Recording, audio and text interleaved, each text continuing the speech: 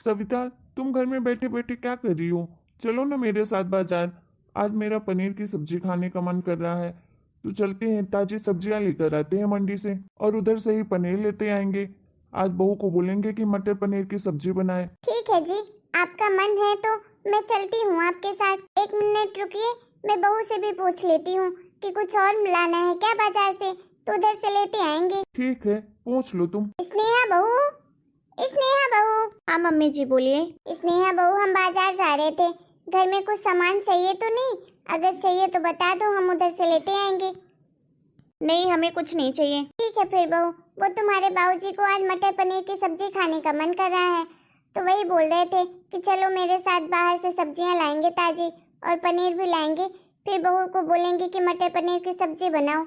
चलो जल्दी से, फिर शाम हो जाएगी। शाम को बाजार में ज्यादा भीड़ हो जाती है फिर। अच्छा ठीक है, चलिए। इन चटोरों को तो देखो, इस उम्र में भी इनको खाने का शौक चढ़ा है।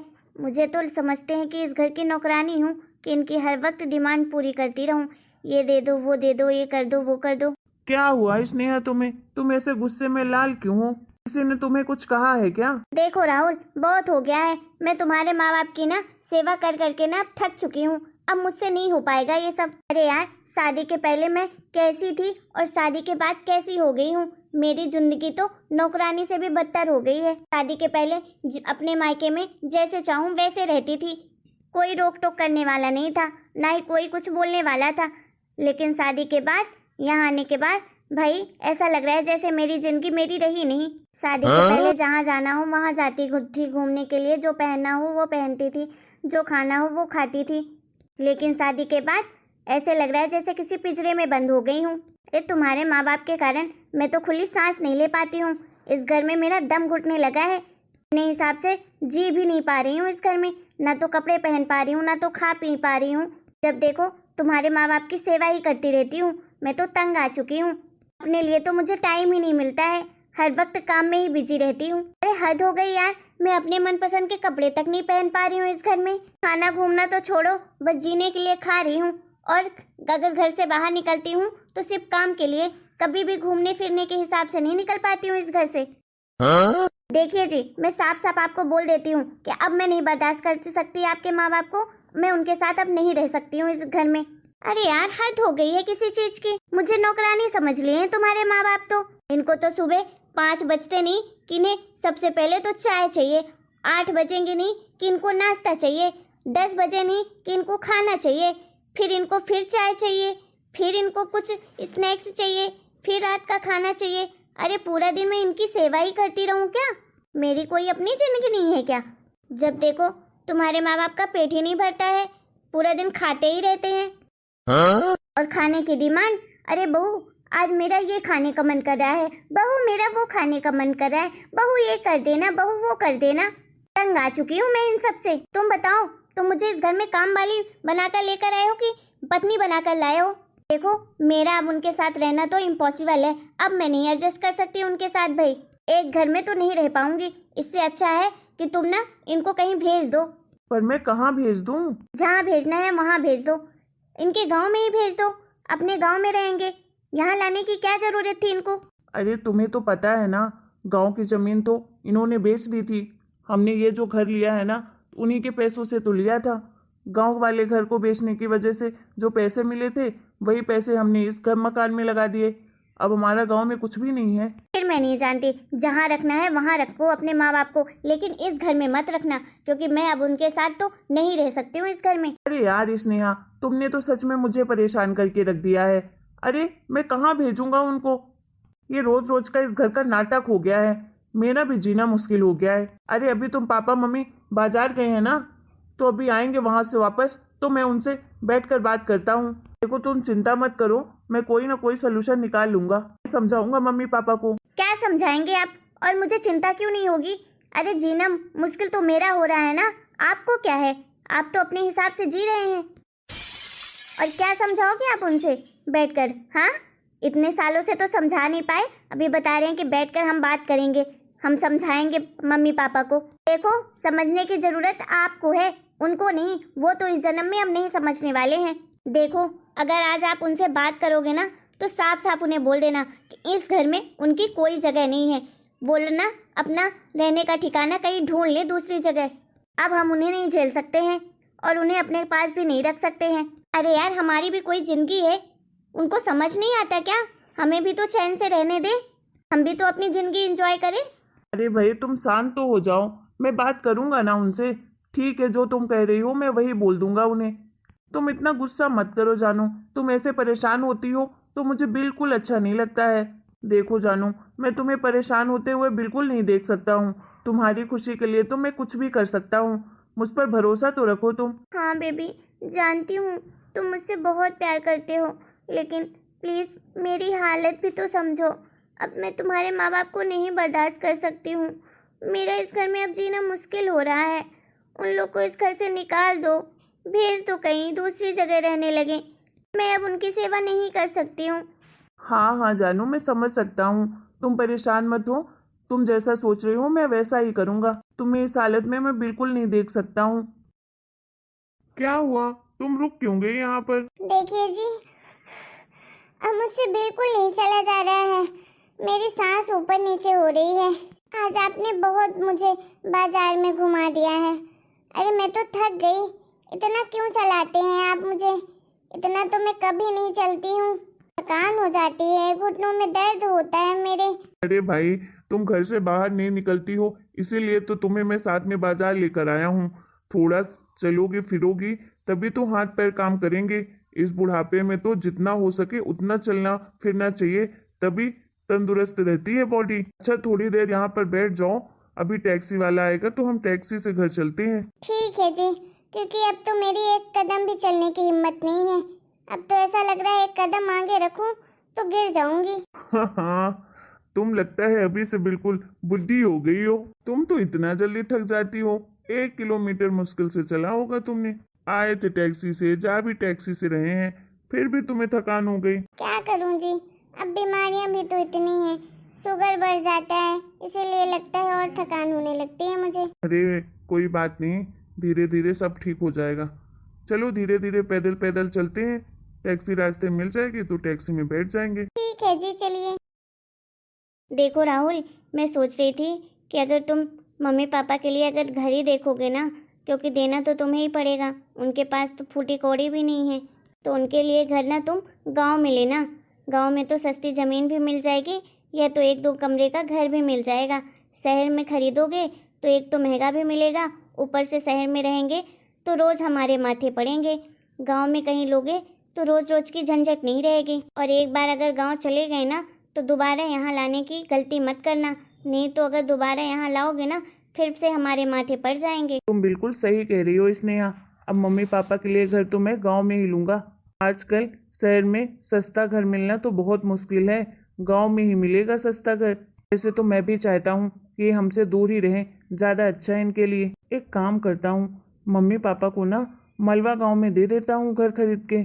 वहाँ की ज़मीन तो बोलते हैं बहुत सस्ती है और घर भी मिल जाते हैं 1-2 कमरे के, उनके रहने के लिए हो जाएगा। हाँ हाँ, तुम बिल्कुल सही कह रहे हो। ज़्यादा पैसे मत खर्च करो, तुम मलवा गांव में ही खरीदो इनके लिए 1-2 कमरे का घर। वैसे भी बुढ़े बुढ़ियों को हो जाएगा उतने में। मुझे तो सोच कर ही बहुत खुशी हो रही है कि जल्द से जल्द तुम्हारे मम्मी पापा हमसे दूर चले जाएंगे। कितना अच्छा रहेगा ना, फिर हम अपनी लाइफ अपने तरीके से एंजॉय करेंगे। हाँ हाँ, बिल्कुल सही कह रही हो तुम। वैसे भी मम्मी पापा की कौन से हमसे बनती है, हर वक्त लड़ाई तो होती रहती है। इसी बहाने दूर रहेंगे तो हम लोग का भी प्रेम बना रहेगा, कभी कभार मिले जुलेंगे। तो मैं तो सोच रहा हूँ कि इन लोगों के लिए वहाँ पर घर खरीद दूँ, उसके बाद मैं पूरे घर का इंटीरियर करवाता हूँ अपने यहाँ। अपने हिसाब से पूरा करवाएंगे घर को, अच्छे महंगे वाले सोफे लाएंगे, टीवी लाएंगे, बेड लाएंगे, सब कुछ चेंज कर देंगे। सही कह रहे हो जी, मुझे भी बहुत मन कर रहा था कि अब अपने घर को नए सिरे से अच्छे डिज़ाइन में बनवाएं, क्योंकि ये सब चीज़ें ना पुरानी लगने लगी हैं। बस जानू, थोड़े दिन और वेट कर लो, जल्द से जल्द मैं वहाँ पर इनके लिए घर खरीदूंगा और इन्हें वहाँ पर शिफ्ट कर दूंगा। उसके बाद हम अपनी लाइफ बहुत अच्छे तरीके से जिएंगे, जैसा तुम चाहती हो वैसे ही। सही है यार, मैं तो बहुत खुश हो जाऊंगी कि इस घर में कोई रोकने टोकने वाला नहीं रहेगा। देखो राहुल, तुम्हारे मम्मी पापा वापस आ गए। राहुल के पापा, आपने वो पटेल जी से घर के लिए बात की है क्या? हाँ, मैंने बात की है उनसे। मैंने बोल दिया है उनको कि मुझे बस 1 कमरा और 1 हॉल, 1 किचन चाहिए, 1 BH का, जिससे एक आराम से फैमिली रह सके। जैसे उन्हें इस टाइप का घर मिलेगा वैसे ही वो मुझे बता देंगे फ़ोन करके। 1 BH के घर में हो जाएगा क्या रहने के लिए? हाँ भाई, क्यों नहीं हो जाएगा, आराम से हो जाएगा। 1 BH के घर में 2 लोगों को तो रहना है। चलो आप कहते हैं तो फिर ठीक है। मम्मी जी पापा जी आप लोग आ गए बाजार से? हाँ बहू, आ तो गए। मम्मी पापा जी आप किसी घर के बारे में बात कर रहे थे, किस चीज़ के लिए आप लोगों को घर चाहिए? क्यों ले रहे हैं आप लोग घर? अरे बहू, अब क्या करें, तुम तो जानती हो कि हम लोगों की तो आपस में बिल्कुल नहीं जमती है। हर वक्त एक दूसरे से शिकायत ही रहती है। तो इससे अच्छा है कि हम लोग अलग अलग रहें। एक घर में रहने से फ़ायदा क्या है, जब हर वक्त लड़ाई झगड़े काना फूंसी ही चलती रहती है। इसीलिए मैंने सोचा कि अब एक घर में रहने से कोई फ़ायदा तो है नहीं, तो दूसरा घर ही ढूंढ लेते हैं। क्यों बेटा, सही है ना? मेरा फैसला तो ठीक है ना बेटा? तुम्हें कोई एतराज तो नहीं है? नहीं नहीं पापा, मुझे क्या एतराज होगा, आपने कुछ सोच समझ कर ही किया होगा ऐसा फैसला। और वैसे भी आप सही कह रहे हैं, हम लोगों की तो वैसे भी आपस में नहीं बनती है, तो अलग अलग रहना ही उचित रहेगा। इससे अच्छा यही है पापा, जैसा आपने सोचा है कि दूर दूर रहेंगे तो इसी बहाने थोड़ा बहुत प्यार भी बना रहेगा। हाँ बेटा, इसीलिए तो मैंने पटेल प्रॉपर्टी से बात की है। उन्होंने कहा है कि जैसे ही रूम मिल जाएगा, अच्छा घर अच्छा मकान मिल जाएगा 1 BH का, वैसे ही वो हमें बता देंगे। हमने वैसे भी इस वाले घर से काफ़ी दूर देखा है घर, वहाँ अभी इतना ज़्यादा डेवलप भी नहीं है, सस्ता घर भी मिल जाएगा। थोड़ा गांव साइड भी है, लेकिन 10-20 साल बाद तो वहाँ भी डेवलप हो ही जाएगा। तो अभी सस्ते में ज़मीन घर मिल रहे हैं, तो मैंने सोचा कि वहीं पर घर ले लेते हैं। ऐसे बेटा 1 BH के घर में तो 2 लोगों का गुजारा तो अच्छे से हो जाएगा ना? हाँ पापा, आराम से हो जाएगा 2 लोगों के लिए 1 BH के घर में। वैसे भी बड़ा घर लेने से फ़ायदा क्या है, फालतू में पैसे लगाना है। अभी उधर आप बोल रहे हैं कि सस्ती प्रॉपर्टी है, तो अच्छी बात है, कम दामों में 1 BH का मिल रहा है तो ले लीजिए। आप बोल रहे हैं कि उधर गांव का एरिया भी है, तो और बढ़िया है, वहाँ तो सारी चीज़ें मिल जाएंगी, सब्जियाँ ताज़ी ताज़ी मिल जाया करेंगी, दूध भी मिल जाया करेगा, क्योंकि गांव के एरिया साइड तो डेयरी भी रहती है, सारी सुविधाएं हैं, घूमना फिरना भी हो जाएगा उधर। हाँ बेटा, कह तो तुम सही रहे हो, और इंसान को चाहिए ही क्या। जैसे पटेल जी ने बोला है कि 1 हफ्ते के अंदर ही मिल जाएगा ऐसा मकान। तो बेटा तुम लोग एक काम करो, धीरे धीरे करके अपना थोड़ा थोड़ा सामान पैक करना शुरू कर दो। क्या पापा जी, हम सामान पैक कर लें? हाँ पापा, आपके कहने का मतलब क्या है? वही बेटा जो हमने कहा, तुमने बिल्कुल सही सुना है, तुम लोग अपना सामान पैक कर लो। अरे हम अपना सामान क्यों पैक करें? जाना तो आप दोनों को है, तो आप दोनों अपना सामान पैक करो। अरे नहीं बेटा, वो तुमने गलत सुना। मैंने तो ये कहा है कि तुम लोग अपना सामान पैक करो, और तुम लोग को ही तो जाना है उस घर में। तुम लोगों को ही तो नहीं रहना ना हमारे साथ। तुम लोगों को प्रॉब्लम हो रही है हमारे साथ रहने में, इसलिए बेटा मैंने तुम लोगों के लिए ही वो घर देखा है। तुम लोग अपने हिसाब से नए घर में जाकर रहना, तुम्हें कोई रोक टोक नहीं होगी, जैसे चाहोगे वैसे रहना आप लोग। पापा जी आपका दिमाग तो सही है, ये घर हमारा है, आपका नहीं। और इस घर में जितना भी सामान है वो मेरे दहेज का सामान है, मेरे मम्मी पापा ने दिया था। अरे बेटा, ये तो तुम बिल्कुल गलत कह रही हो। सारा सामान नहीं है, कुछ सामान है तुम्हारे दहेज का, वो तुम आराम से पैक कर सकती हो। नए घर में जाना तो साथ में लेकर जाना, हमने कब मना किया कि यहाँ रख कर जाना। तुम नए घर में जाओ, अपनी घर गृहस्थी नए सिरे से शुरू करो। और बेटा एक बात मैं और अच्छी तरह से आपको बता देता हूँ कि ये घर आपका नहीं, हमारा घर है। ये घर आप दहेज में नहीं लेकर आए थे, हमने अपनी गांव की जमीन जब बेची थी ना, तब जाकर ये घर लिया था। और आपके दहेज के अलावा जितना कुछ सामान है वो हमारा खरीदा हुआ सामान है, इसलिए हम दोनों इस घर से कहीं नहीं जा रहे हैं, तुम दोनों इस घर से जा रहे हो। तो पापा आप कहना क्या चाहते हैं? आपका घर है तो हमें इस घर में नहीं रहने देंगे, इस घर से निकालना चाहते हैं? हमारा भी तो हक है इस घर में, मैं आपका बेटा हूँ। अच्छा बेटा, तुम्हें अपना हक तो याद आ गया, और हमारा हक कुछ भी नहीं है क्या? अरे बेटा, हमने तुम दोनों की सारी बातें सुन ली थी। जब तुम दोनों बातें कर रहे थे ना, तो हम बाहर ही खड़े थे। हमें आज पता चला कि तुम दोनों के मन में हमारे प्रति कितना प्रेम है, कितना आदर सम्मान करते हो। अरे बेटा, तुमसे तो कभी ऐसी उम्मीद नहीं थी मुझे कि तुम ऐसा सोचोगे। चलो बहू तो दूसरे घर से आई है, उससे क्या उम्मीद रखें, लेकिन तुम तो इस घर के हो, तुम तो हमारे सगे बेटे हो, तुम तो समझ सकते थे ना अपने माँ बाप को। भगवान जाने बेटा, अगर मैं नहीं होता इस दुनिया में तो तुम अपनी माँ के साथ क्या करते? अरे किस तरह से तुम्हारी माँ टूट रही है तुम्हें क्या पता। वो तो मैंने उसे समझाया, तब वो हिम्मत करके खड़ी है यहाँ पर। उसने कभी नहीं सोचा था कि तुम लोग ऐसा करोगे, ऐसा सोचोगे हमारे लिए। फिर बेटा हम इतने बोझ क्यों लगने लगे तुम्हें? इतना क्या कर दिया था तुम लोगों ने मेरे लिए? जितना कुछ हुआ तो हमने ही किया तुम्हारे लिए, तुम्हारी खुशी के लिए। हम गांव से सब कुछ छोड़ छाड़ कर यहाँ आ गए तुम्हारे पास रहने के लिए, और यहाँ आने के बाद हम तुम्हें बोझ लगने लगे। रहने दो राहुल की माँ, इनसे क्या उम्मीद करती हो? ये सिर्फ अपने बारे में सोचते हैं, इनको हमसे कोई लेना देना नहीं है। देखो बेटा, हमने तो फैसला कर लिया है कि हम लोग तो इस घर से कहीं जाने वाले नहीं हैं। अगर तुम लोगों को हमसे कोई प्रॉब्लम है तो तुम लोग अपना बोरिया बिस्तर बांधो, और हमने तुम्हारे लिए घर का बंदोबस्त कर दिया है। वहाँ जाकर आराम से नए सिरे से अपनी जिंदगी शुरू करो। हम नहीं डिस्टर्ब करने आएंगे तुम्हें। नहीं नहीं पापा जी, हमें कहीं नहीं जाना, हमें आपके साथ ही रहना है। हम वैसे घर में नहीं रह पाएंगे। हाँ पापा, माफ़ कर दीजिए, बहुत बड़ी गलती हो गई। हमने आपके बारे में ऐसा सोचा, लेकिन प्लीज़ हमें इस घर से मत निकालिए, हम आपके साथ ही रहना चाहते हैं। ठीक है बेटा, ये फैसला तुम्हारा है।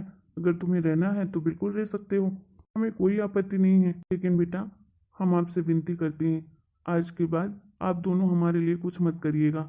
हम जो भी करना होगा हम कर लेंगे अपने लिए। ना तो आप खाना बनाइएगा, ना ही आप हमारी सेवा करिएगा। चलो राहुल की माँ, तुम आराम करो कमरे में। क्या सोचा था, क्या हो गया? ये सब तुम्हारी वजह से हुआ है, अब भुगतो। ज़्यादा दिमाग चलाने की ज़रूरत नहीं है, नहीं तो वो दिन दूर नहीं जब मम्मी पापा इस घर से बाहर निकाल देंगे, समझे? वो सब तो ठीक है जी, लेकिन मम्मी पापा हम दोनों से बहुत नाराज़ हैं। कहीं इसका बदला वो लोग ना ले। इससे अच्छा है कि हमें ना अब बहुत अच्छे से रहना पड़ेगा इस घर में। मम्मी पापा से माफ़ी भी मांगनी पड़ेगी, नहीं तो वो दिन दूर नहीं जब हमें इस घर से बोरिया बिस्तर बांध कर बाहर फेंक देंगे। हेलो दोस्तों, आपको हमारा आज का वीडियो कैसा लगा कमेंट करके ज़रूर बताइएगा। वीडियो पसंद आया हो तो प्लीज़ वीडियो को लाइक करना, शेयर करना और चैनल को सब्सक्राइब करना तो बिल्कुल मत भूलिएगा।